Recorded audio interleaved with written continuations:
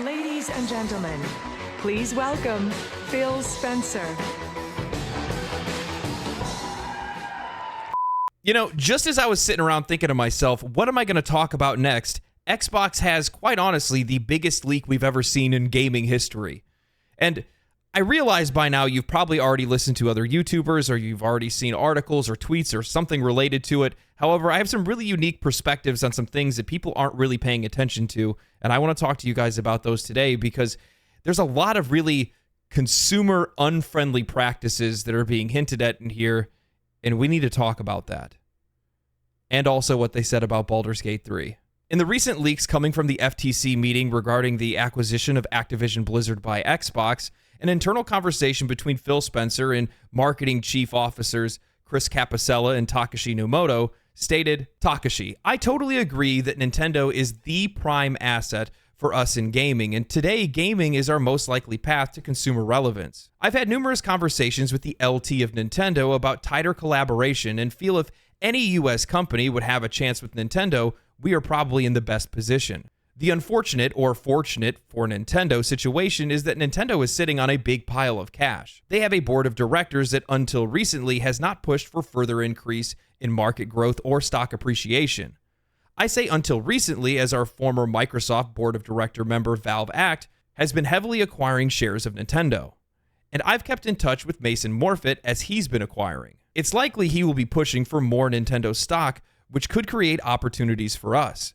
Without a catalyst, I don't see an angle in the near term for a mutually agreeable merger of Nintendo and Microsoft, and I don't think a hostile action would be a good move, so we are playing the long game. But our board of directors has seen the full write-up on Nintendo and Valve, and they are fully supportive of either if opportunity arises, as am I. The email finishes with, I love this discussion and value you looking at opportunities here. At some point, getting Nintendo would be a career moment, and I honestly believe a good move for both companies. It's just taking a long time for Nintendo to see that their future exists off their own hardware. A long time. Smiley face. Guys, I'm going to be honest with you, this actually disgusts me. And the reason why is because a lot of people, one, don't really understand the implications of this and how bad it is for consumers. But beyond that, there's people that are actually cheering this on. They think that this is a good thing. And that's something we really need to talk about. You have Phil Spencer literally outing himself, saying they basically already have somebody on the board and another person that's aggressively buying shares. This is insanely ruthless. The fact that we have people that are cheering on Xbox wanting to acquire Nintendo, even just thinking about it, whether or not it's even realistic for them to do it in the first place, and thinking it's a good thing, perceiving value for themselves, and they don't even see the costs. While exclusive content can benefit some customers, too much exclusivity with no competition hurts everybody in the end. It forces customers to buy specific hardware or subscribe to services just to be able to access their favorite games, limiting customer choice. With the massive consolidation we've already seen across the entire gaming market, the potential to remove a direct competitor like Nintendo reduces competition permanently. The gaming industry already has an impossible barrier to entry. Only Steam Deck is the only competitor to enter into the mainstream scene with some relative success, and they already had their own platform on PC. Less competition means less incentives for companies to innovate in the future, or even offer competitive pricing. Fewer choices for consumers would ultimately mean in higher prices and lower quality games and services. Competition is what breeds better games. If there's no competition, you have no need to innovate, no need to make a better product. And when you can cut out the competition down to one competitor, those companies now set the price and will likely follow one another's pricing because it benefits them both to do so. This is something that we've already seen that's blatantly out of control with internet and cable providers. Also, another key issue that a lot of people don't seem to pay attention to is changes in corporate priorities. The goals and priorities of a company are going to change over time, and sometimes that's going to change after an acquisition, which can directly affect the products and services of that company and what they actually offer to you. This could be potentially alienating for existing customers if their preferences aren't aligned with new corporate strategies. If your favorite game studio doesn't align with the company's strategies, you don't get your favorite game anymore. In a hellscape parallel dimension where Xbox actually did acquire Larian Studios, like they intended to at one point, we likely wouldn't even have gotten Baldur's Gate 3 because it wasn't a game that they were actually even interested in, as shown in the emails later on in this video. Phil Spencer, and by extension Xbox, even entertaining the idea of wanting to buy Nintendo, regardless of how realistic it is or not, shows a complete lack of concern for the customer, for us. And that means a lot, because that means that they don't care about us having freedom of choice of the products that we want to pick. Now, I realize that some people are going to say, well, I love Xbox. I've had an Xbox 360, Xbox One, etc. But at one point in time, what if they stop making products that you enjoy? If they have less competition, they're not inclined to give you better games. We're not going to get better games as a result of a purchase like this. That's not how something like this works, especially when you're taking that much competition out of the market. You're consolidating that much. At that point, they would be so much bigger than PlayStation that buying a PlayStation wouldn't even make any sense either, which means they would potentially stop making consoles. They would just sell their games to Xbox. And again, fanboys are probably sitting there going, yeah, that's a great thing. No, that means that there's only one console, which means they have full pricing control. They have full control of what kind of content and what quality of content that you get.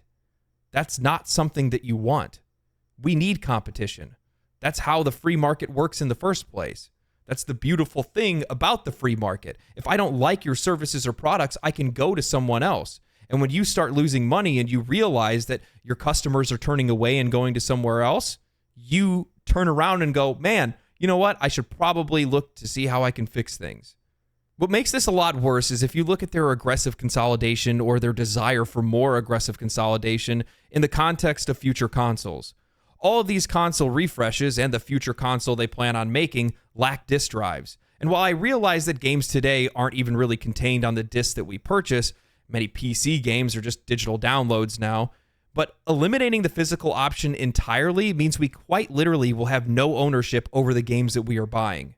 We may own access to it, however, as we saw with the Ubisoft debacle last year, where they shut down online services to multiple games and even removing access to DLC, under these terms of services that we're signing, outlined in many of the different end-user agreements that are for every single game that we play, we don't own anything at all. Digital downloads used to be a convenience. Now they're just a means to remove our rights of ownership and pay overpriced one-time rental fees. Look, I actually enjoy the conveniences of things like Game Pass. I've been a subscriber to it ever since the service ever existed. I've been an Xbox owner ever since the original Xbox. But I'm starting to question that at this point. But the thing is, we have to think about how limiting this technology can be, limiting subscription services or digital downloads can be. When I go and I take my gaming laptop and I want to go hop on a plane, I still have to log into Xbox, log into Game Pass to be able to play those games in the first place, even if they're games that I've actually purchased and then downloaded on that system. If my internet goes out at my house, if that laptop's the one that's marked, I can't play stuff on my Xbox. I can't play it on my desktop PC. I have to specifically play it on that one device because you're only allowed to mark one device for offline play. That just doesn't feel good. Beyond that, we have to think about what the roadmap is. What's the end goal for Xbox? And the end goal for Xbox is to eventually get people off of hardware because that's where they're going to be able to maximize their profits the most. See, consoles are loss leaders. The less hardware they have to provide us, the more money they can make in the end. To be honest, if they could just have everybody on Game Pass, nobody buying games or owning a console, that's perfect for them because that means everybody's streaming off of xCloud. That means they're using all of the computers that are within Microsoft servers, which are computers they're already writing off to begin with. None of this really benefits the customer outside of some convenience. All we do is just continue to lose ownership. This is something that I brought up in my Baldur's Gate wake-up call video, was that a lot of these companies are so profit-focused. They're so profit-incentivized that they've completely lost the plot on how to actually provide good services or good games to the customer. They're providing less and less value to us, to the point where they can't even recognize value anymore. With all the leaks, a list of games and their priority for Game Pass showed that Baldur's Gate 3 barely made the list, ranking it as low as the likes of Just Dance. And they called it, quote, a second-run Stadia PC RPG. Basically, that the game held no value to them and that they didn't really see it being successful enough for Game Pass. What's even more eye-opening is that they ranked the upcoming controversial Suicide Squad looter shooter as high priority in comparison. And I already know what everyone is saying. Even Larian's head of publishing tweeted out saying, in their defense, so did everyone else. Same as Divinity Original Sin 2. Comes with the genre and the way we approach things and the way we execute things. There just isn't any existing data that could have told anyone how Baldur's Gate 3 was going to perform. We just had to take giant spooky leaps. And he's not wrong. Larian's head, Sven Vinka, told his IT team that there would barely be 100,000 players, concurrent players, at max on launch, grossly underestimating the 875,000 concurrent players the game would see at its peak. It's a niche game. I understand it. It's a niche genre. I understand that as well. But regardless, this is a game that pushed the industry forward, whether people want to admit it or not. This is a game without a shadow of a doubt, and I don't think anybody can fight me on this, that has pushed performance capture specifically to unknown bounds. I will never be able to look at companions or other NPCs the same way after playing Baldur's Gate 3. It feels like I'm actually conversing with real people, and that feels incredible.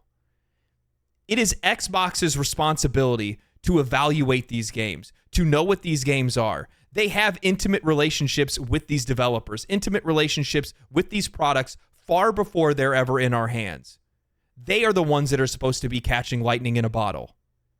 Back in May, when this list was made, I made a video on this channel, one of my very first videos that I ever made, and it was talking about how Baldur's Gate 3 will surprise you. You guys can go watch that video. I'll link it down below. It's one of my first videos. It's kind of embarrassing.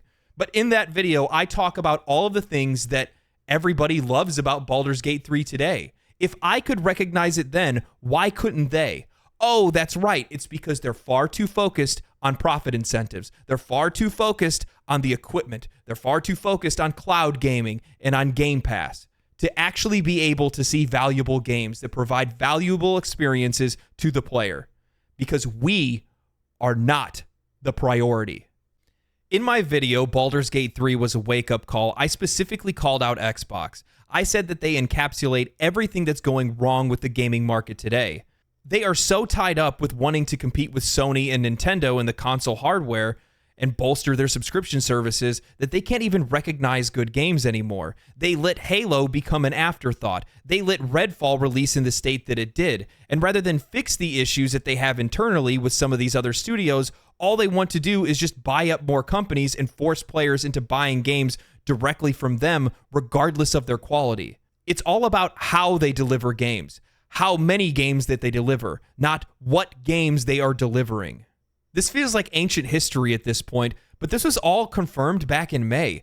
Phil Spencer was on the Kind of Funny Games podcast, and he said, "We want the Xbox community to feel awesome, but the idea that if we just focused on great games on our console, that somehow we're just going to win the console race doesn't relate to the reality of most people. Like 90% of the people every year who walk into a retailer and buy a console are already a member of one of three ecosystems, and their digital library is there. This is the first generation where big games they're playing were games that were available last generation.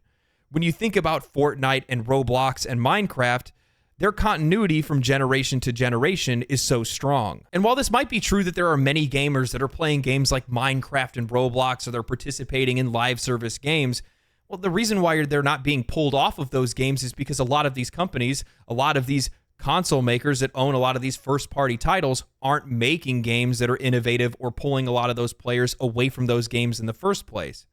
If Xbox continued the momentum that they had during the Xbox 360 era and didn't go to try to make the ultimate multimedia platform with the Xbox One, or dig a shallow grave by trying to put all of their focus on the Kinect, or now all of their focus on Game Pass, they might not actually be in this position in the first place. But they don't believe that great games is the solution to their problem. They believe that consolidation and services are the solution to their problem. Well, that might be the solution for them, but it's definitely not the solution for me. I don't want them buying any more companies. I don't want them buying Nintendo. I don't even really want them buying Activision Blizzard. I'm tired of a lot of these companies consolidating. We're already seeing the effects of that with Tencent and Embracer Group shutting down studios left and right because they changed their corporate directives. Sorry, the studio's not working out anymore. Even though it might be a franchise or an IP holder of a game that you always love, sorry, They're just not in the cards. We don't think it's going to sell well enough. This is the future that we look forward to if these companies continue to do this.